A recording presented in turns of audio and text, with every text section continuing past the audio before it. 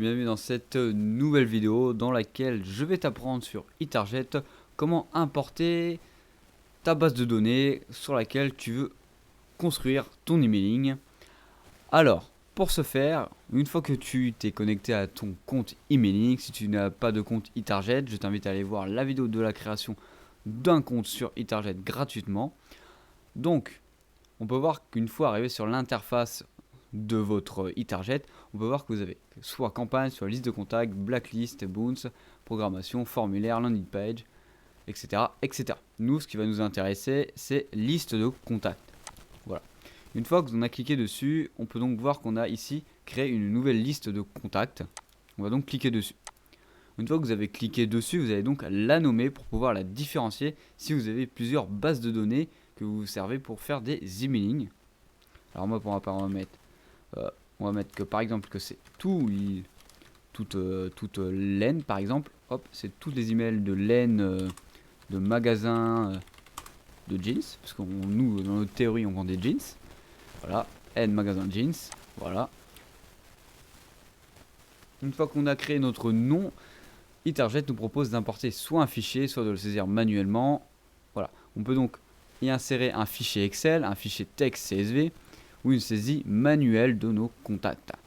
Alors si vous avez très peu de contacts, ça va être plus rapide de le saisir manuellement, mais si vous avez une très grande base de données, c'est juste cliquer sur importer un fichier Excel ou importer texte, etc. Nous on va cliquer dans notre part pour ce test dans importer un fichier Excel.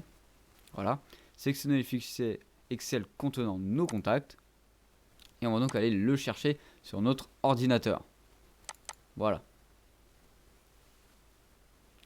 On voit que le traitement se fait, voilà.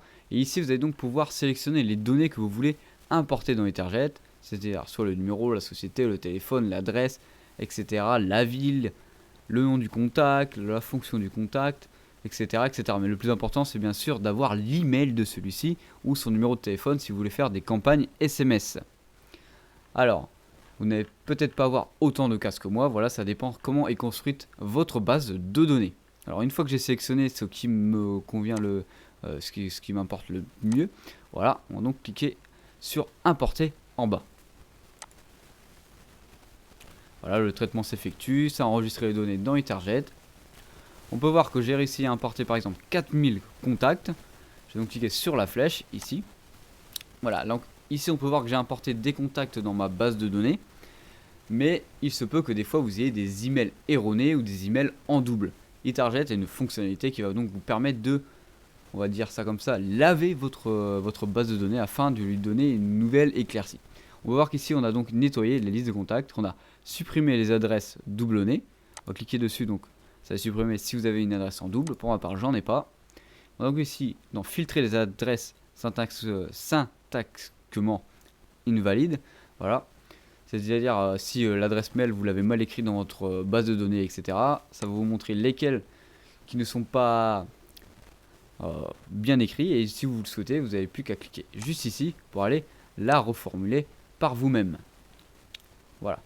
Et si vous voulez pas vous embêter à refaire toutes vos adresses qui ont été mal écrites, vous allez tout simplement sur supprimer les contacts filtrés. Voilà. Après, il y a une autre fonctionnalité dans nettoyer, c'est-à-dire retirer les emails blacklistés ou les bounces de la liste. Alors, des fois, eTarget va en trouver directement, mais la plupart du temps, cette fonctionnalité-là, vous allez pouvoir la faire une fois que vous avez fait un emailing déjà avec cette base de données. Comme ça, eTarget a déjà pu repérer les emails qui n'ont pas pu être desservis à la personne voulue. Voilà. En tout cas, j'espère que cette vidéo vous aura plu de savoir comment importer une base de données et de comment la nettoyer pour qu'elle soit au mieux sur eTarget. N'hésitez pas à suivre toutes nos autres vidéos sur eTarget. Allez, bisous.